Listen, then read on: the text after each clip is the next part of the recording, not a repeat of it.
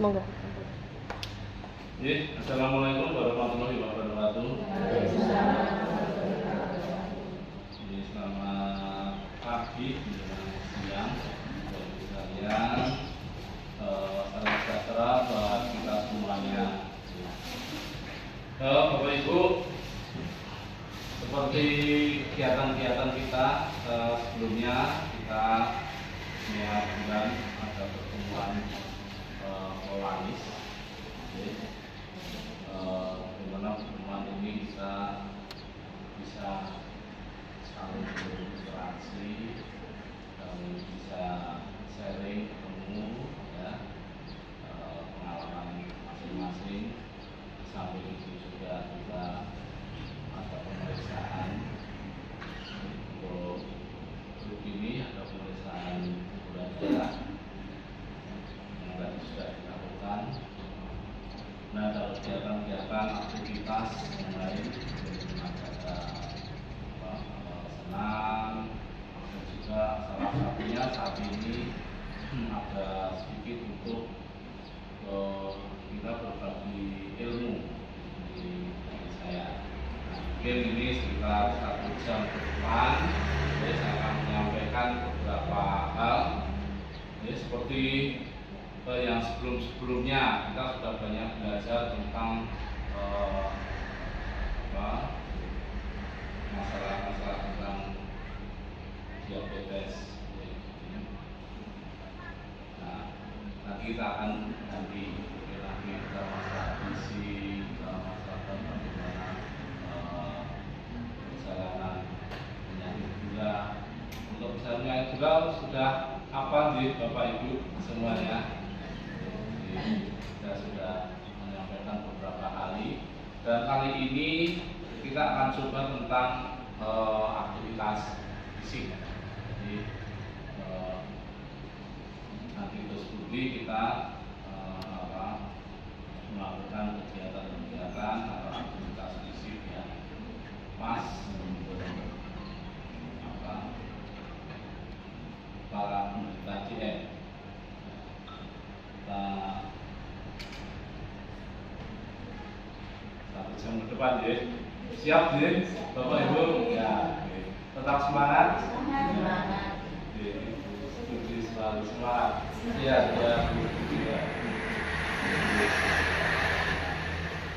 Ini bagaimana aktivitas fisik, ya, bagi penderita DM, ya, atau diabetes mellitus atau penyakit gula. Ya. Nah, ini tuh pengertiannya dulu, ya. Diabetes mellitus, ya, atau disingkat DM atau penyakit gula, ya, itu merupakan penyakit kronis. Jadi bukan penyakit yang ujuk-ujuk, bukan sih ujuk-ujuk kayak sepur gitu, ya.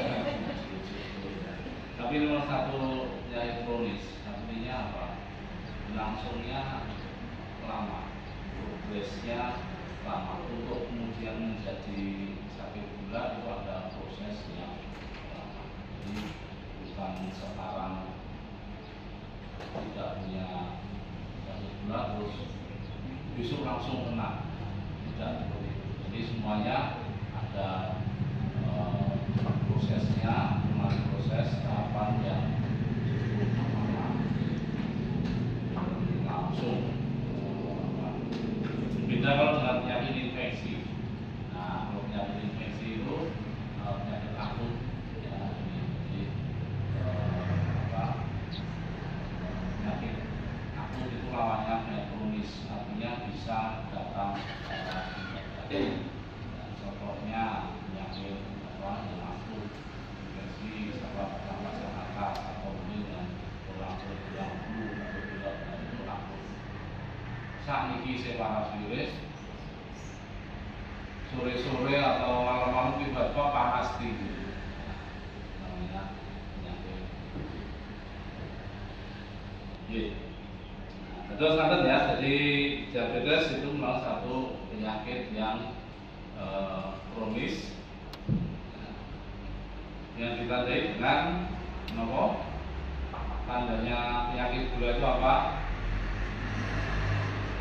tandanya adalah kadar gulanya ya tinggi. Nah, kalau kadar gulanya rendah itu namanya hipoglikemi. Nah, tapi kalau kadar gulanya tinggi itu hiperglikemi. Kalau berlangsungnya lama, belum nih. Oh,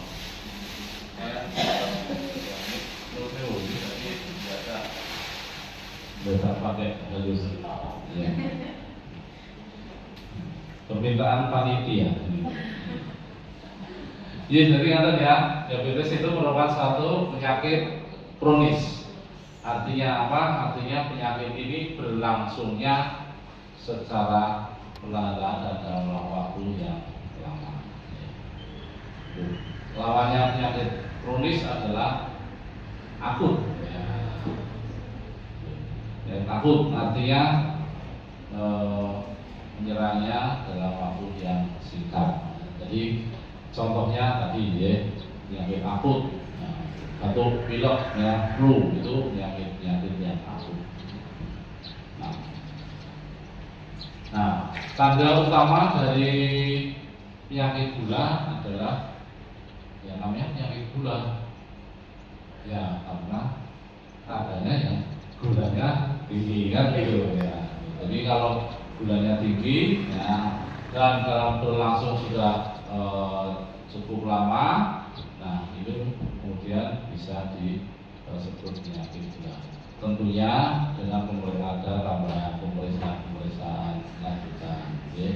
Bukan hanya gula sesaat, ya, bukan hanya sekali gulanya tinggi, ya kita belum katakan itu tinggi. Jadi seandainya jalan baru dicek sekali gulanya tinggi, kita belum bisa mengatakan bahwa itu penyakit gula, ya. Karena bisa saja pada saat itu sedang mengkonsumsi makanan yang manis, kemudian ngeceknya dengan terlalu mepet, jadi kadang-kadang gula sesaat. Nah, dikatakan penyakit gula apabila kita sudah ngecek terutama A1C-nya atau A1C-nya. Jadi kalau sudah di atas 6 maka akan disebut penyakit gula. Itu. Nah, penjenengan yang di sini juga sudah melalui serangkaian pemeriksaan yang sabut dahulu, ya. Makanya ini yang dinamakan kronis, sudah lama. Kebanyakan sudah lebih dari 1 tahun ya, ya. Setuju malah lebih ya, tetap sudah 15 tahun, tapi tetap sehat. Nah, karena apa? Selalu menjaga, ya.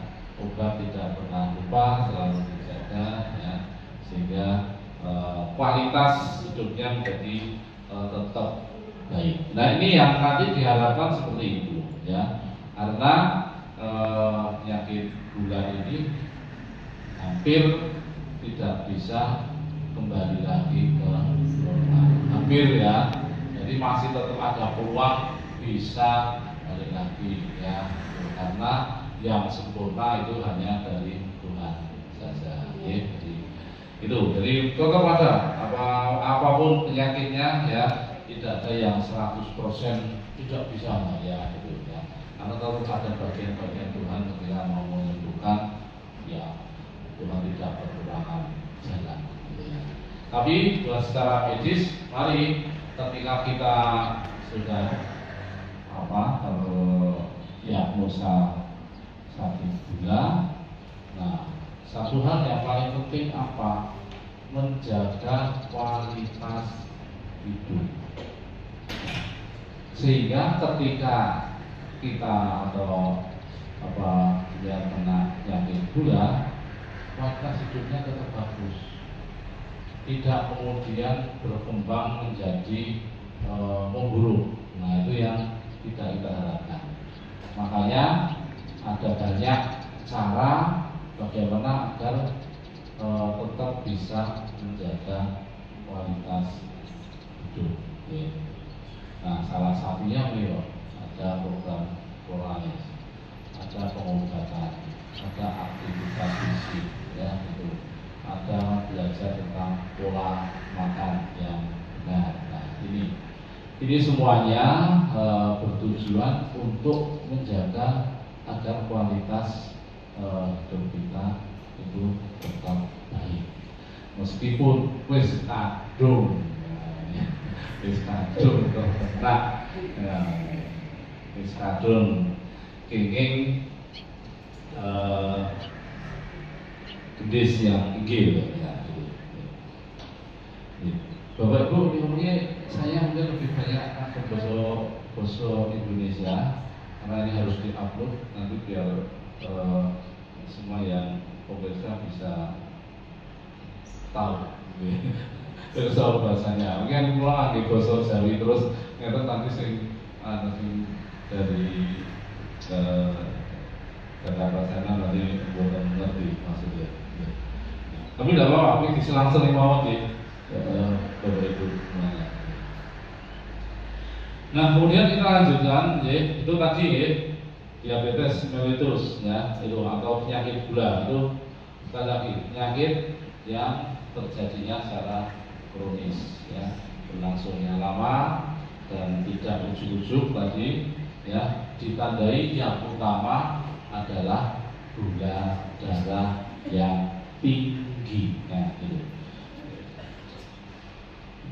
Sampun ngantuk. Sampun ngantuk boten nomor-nomor. Ada-ada di ya nanti. Memang suara saya itu suara penghibur Bu. Jadi yang mendengar suara saya lalu terhanyut ingin tidur. Tidak apa, dia tidur.